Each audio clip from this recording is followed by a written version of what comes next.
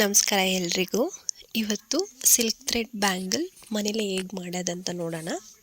First ಇಲ್ಲಿ fabric glue ತೊಗೊಂಡಿದ್ದೀನಿ. ಇದು ಎಲ್ಲ ಬ್ಯಾಂಗಲ್ ಸ್ಟೋರಲ್ಲೂ ಸಿಗುತ್ತೆ ನಿಮಗೆ. 20 ರುಪೀಸ್ ರೌಂಡ್ ಅನಿಸುತ್ತೆ. ಮತ್ತು ಈ ಥರ ಬ್ಯಾಂಗಲ್ಸ್ ತೊಗೊಂಡಿದ್ದೀನಿ. ಇದು ಅಮೆಝಾನು, ಫ್ಲಿಪ್ಕಾರ್ಟು, ಮೀಶೋದಲ್ಲೆಲ್ಲ ಸಿಗುತ್ತೆ. ದೊಡ್ಡ ಸೈಜ್ದು 2, ಸ್ಮಾಲ್ ಸೈಜ್ದು 4 ತೊಗೊಂಡಿದ್ದೀನಿ.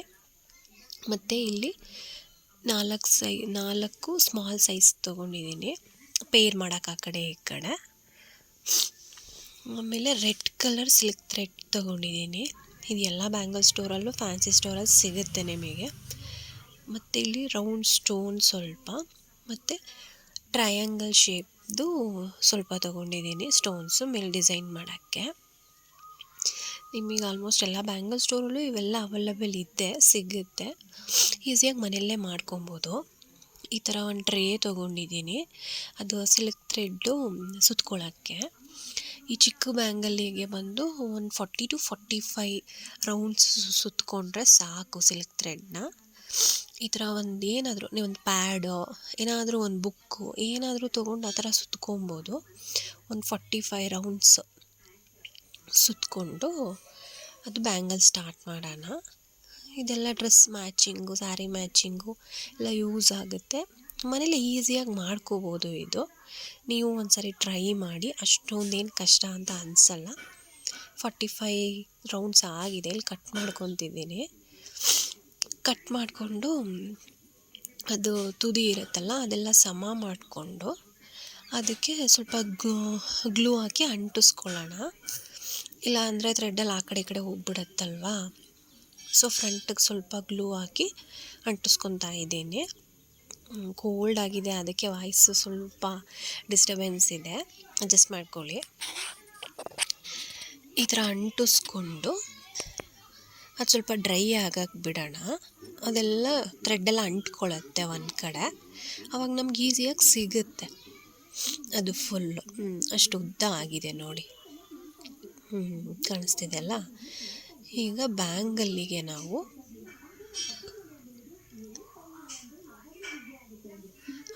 ಬ್ಯಾಂಗಲ್ಗೆ ಗ್ಲೂ ಹಾಕ್ಕೊಂಡು ಅಂಟಿಸ್ಕೋಬೇಕು. ಅದನ್ನು ಸ್ಟಾರ್ಟಿಂಗ್ ಪಾಯಿಂಟ್ ಮಾತ್ರ ಸ್ವಲ್ಪ ಗ್ಲೂ ಹಾಕ್ತಿದ್ದೀನಿ.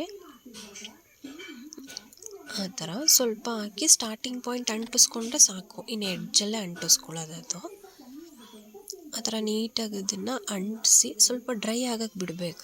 ಅದೇನಿಲ್ಲ, ಬೇಗ ಅಂಟ್ಕೊಂಡ್ಬಿಡತ್ತೆ. ಸ್ವಲ್ಪ ಡ್ರೈ ಆಗಕ್ಕೆ ಬಿಟ್ಟು ಸುತ್ಕೊತಾ ಹೋಗ್ಬೇಕು. ನೆಕ್ಸ್ಟು ಫುಲ್ ಟೈಟಾಗಿ ಸುತ್ಕೊಬೇಕು. ನೋಡಿ, ಅದು ವಿಡಿಯೋದಲ್ಲಿ ಕಾಣಿಸ್ತಿಲ್ಲ. ಟೈಟಾಗಿ ಸುತ್ಕೊಬೇಕು. ಇಲ್ಲಿ ಲೂಸಾಗಿ ಸುತ್ಕೊಂಡ್ರೆ ಅದು ಥ್ರೆಡ್ಡೆಲ್ಲ ಬಿಚ್ಚೋದಂಗೆ ಆಗಿಬಿಡುತ್ತೆ. ಅದು ಲುಕ್ ವೈಸ್ ಚೆನ್ನಾಗಿ ಕಾಣಲ್ಲ. ಅದು ಹೋಗ್ತಾ ಹೋಗ್ತಾ ಲೇಟರ್ ನೀವು ಯೂಸ್ ಮಾಡ್ತಾ ಅದೆಲ್ಲ ಬಿಚ್ಚೋಗ್ಬಿಡುತ್ತೆ. ಫುಲ್ ಟೈಟಾಗಿ ಎಳೆದು ಈ ಥರ ಸುತ್ಕೊಬೇಕು. ಮಿಡ್ಲಲ್ಲೇನು ಗ್ಲೂ ಹಾಕೋ ಅವಶ್ಯಕತೆ ಇರಲ್ಲ, ಸ್ಟಾರ್ಟಿಂಗ್ ಪಾಯಿಂಟಲ್ಲಿ ಹಾಕಿರ್ತೀವಲ್ವ. ಟೈಟಾಗಿ ಎಳೆದು ಅದನ್ನು ಸುತ್ಕೊಳ್ಳೋದ್ರಲ್ಲೇ ಬ್ಯಾಂಗಲ್ ಫಿನಿಶಿಂಗು ಚೆನ್ನಾಗಿ ಬರೋದು. ಅದು ನೀಟಾಗಿ ಸುತ್ಕೊಬೇಕು. ಆ ಥರ ಬರುತ್ತೆ. ಅದೆಲ್ಲ ಲೂಸ್ ಬಿಡಬಾರ್ದು, ನಾವು ಟೈಟಾಗಿ ಇಟ್ಕೊಂಡು ಸುತ್ಕೊತಾ ಹೋಗಬೇಕು ಫುಲ್ ಬ್ಯಾಂಗಲ್ಲು. ಮತ್ತು ಅದು ಮಂದ ಥರ ಆಗಬಾರ್ದು. ತೆಳುಗಿದ್ದಷ್ಟು ಬ್ಯಾಂಗಲ್ ಚೆನ್ನಾಗಿ ಬರುತ್ತೆ. ಇಲ್ಲಾಂದ್ರೆ ಒಂದು ಕಡೆ ಮಂದ ಆಗಿಬಿಟ್ರೆ ಒಂದು ಕಡೆ ದಪ್ಪ, ಒಂದು ಕಡೆ ಸಣ್ಣ, ಈ ಥರ ಆಗಿಬಿಡುತ್ತೆ ಬ್ಯಾಂಗಲ್ಲು. ಅದು ನೀಟಾಗಿ ಒಂದೇ ಸಮ ಸ್ಪ್ರೆಡ್ ಮಾಡಿಕೊಂಡು ಸುತ್ಕೊತಾ ಬರಬೇಕು. ಲಾಸ್ಟಲ್ಲಿ ಅದು ಗ್ಲೂ ಹಾಕಿ ಮತ್ತೆ ಅಂಟಿಸ್ಕೊಬೇಕು. ಕಾಣಿಸ್ತಿದೆಯಲ್ಲ ನಿಮಗೆ? ಆ ಥರ ಅಂಟಿಸ್ಕೊಂಡು ಎಕ್ಸ್ಟ್ರಾ ಥ್ರೆಡ್ನ ಕಟ್ ಮಾಡಿಕೊಂಡ್ರೆ ನಮ್ಮ ಸಿಲ್ಕ್ ಥ್ರೆಡ್ ಬ್ಯಾಂಗಲ್ ರೆಡಿ ಆಯಿತು. ಈ ಥರ ಕಾಣುತ್ತೆ.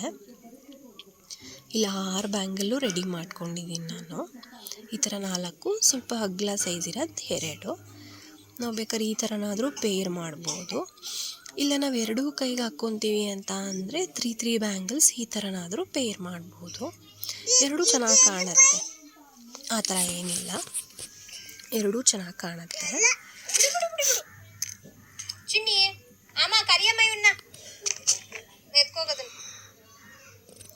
ಸ್ವಲ್ಪ ಡಿಸ್ಟರ್ಬೆನ್ಸು, ಸಾರಿ. ಇವಾಗ ಇದ್ರ ಮೇಲೆ ಡಿಸೈನ್ ಮಾಡೋದು ನೋಡೋಣ ಯಾವ ಥರ ಅಂತ.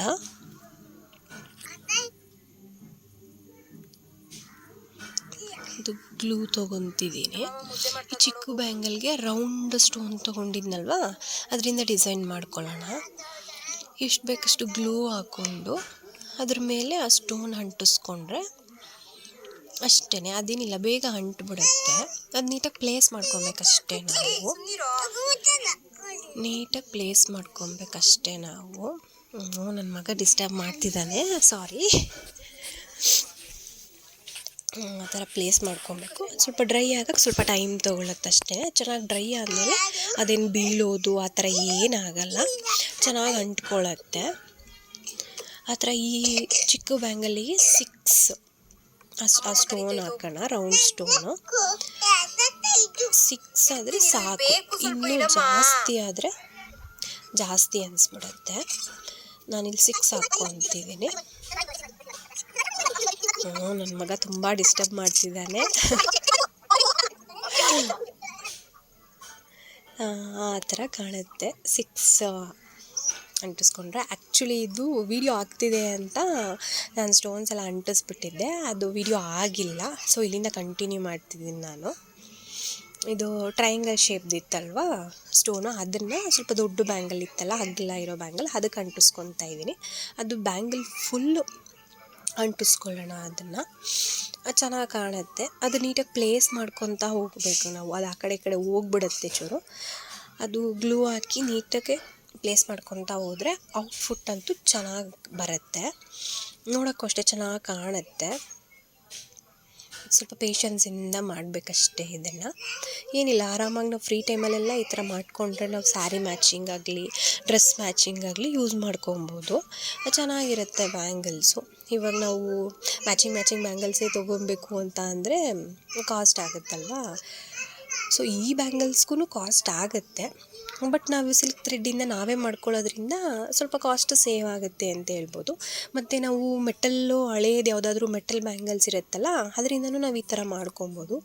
ಈ ಥರ ಸ್ವಲ್ಪ ದಪ್ಪ ಬ್ಯಾಂಗಲ್ ಬೇಕಂದರೆ ಒಂದು 3 ಬ್ಯಾಂಗಲ್ನ ಅಂಟಿಸ್ಬಿಟ್ಟು ಇದೇ ಫ್ಯಾಬ್ರಿಕ್ ಗ್ಲೂಯಿಂದ ಅಂಟಿಸ್ಬಿಟ್ಟು ಸಿಲ್ಕ್ ಥ್ರೆಡ್ಡಿಂದ ಫುಲ್ ಕವರ್ ಮಾಡಿ ಮೇಲೆ ಡಿಸೈನ್ ಮಾಡ್ಕೊಬೋದು. ಇದಕ್ಕಿಂತ ಸ್ವಲ್ಪ ಚಿಕ್ಕದು ಬೇಕಂತ ಅಂದರೆ 2 ಬ್ಯಾಂಗಲ್ನ ಅಂಟಿಸಿ ಇದೇ ಥರ ಸಿಲ್ಕ್ ಥ್ರೆಡ್ಡಿಂದ ಕವರ್ ಮಾಡಿ ಮೇಲೆ ಡಿಸೈನ್ ಮಾಡಿಕೊಂಡ್ರೆ ಅದು ಚೆನ್ನಾಗಿರುತ್ತೆ. ಇವಾಗ ಆಲ್ಮೋಸ್ಟ್ ಮೆಟಲೆಲ್ಲ ಓಲ್ಡ್ ಆಗಿಬಿಟ್ಟಿದೆಯಲ್ವ, ಯಾವುದಾದ್ರು ಓಲ್ಡ್ ಬ್ಯಾಂಗಲ್ಸು ಮನೇಲಿದ್ದರೆ ಆ ಥರ ಯೂಸ್ ಮಾಡ್ಕೊಬೋದು. ಈ ಥರ ಬ್ಯಾಂಗಲ್ಸಲ್ಲೇ ಮಾಡಬೇಕಂತ ಏನಿಲ್ಲ. ಇಲ್ಲ ನೀವು ಗಾಜಿನ ಬಳೆಯಲ್ಲಿ ಮಾಡ್ತೀನಿ ಅಂತ ಅಂದ್ರೂ ಅದು ಕೂಡ ಚೆನ್ನಾಗಿ ಬರುತ್ತೆ.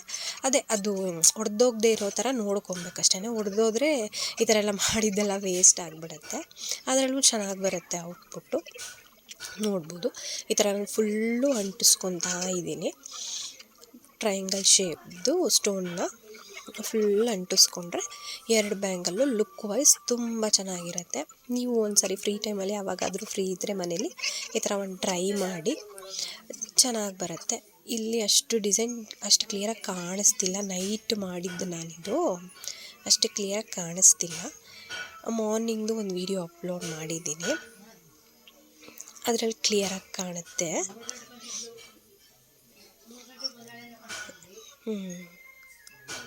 ನೋಡಿ, ಈ ಥರನ ಪೇರ್ ಮಾಡ್ಬೋದು, ಚೆನ್ನಾಗಿ ಕಾಣುತ್ತೆ. ಸ್ಯಾರಿ, ಡ್ರೆಸ್ ಮ್ಯಾಚಿಂಗಿಗೆಲ್ಲ ತುಂಬ ಚೆನ್ನಾಗಿ ಕಾಣುತ್ತೆ ಸಿಂಪಲ್ಲಾಗಿ.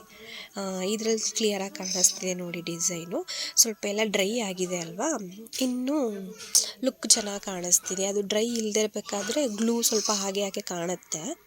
ಇದು ತುಂಬ ಚೆನ್ನಾಗಿ ಕಾಣಿಸ್ತಿದೆ. ಇದು ಒಂದು ಪಿಕ್ ಕೂಡ ಆ್ಯಡ್ ಮಾಡಿದ್ದೀನಿ. ಇದು ನಾನು ಇನ್ನೊಂದು ಡಿಸೈನ್ ಮಾಡಿದ ಬ್ಯಾಂಗಲ್.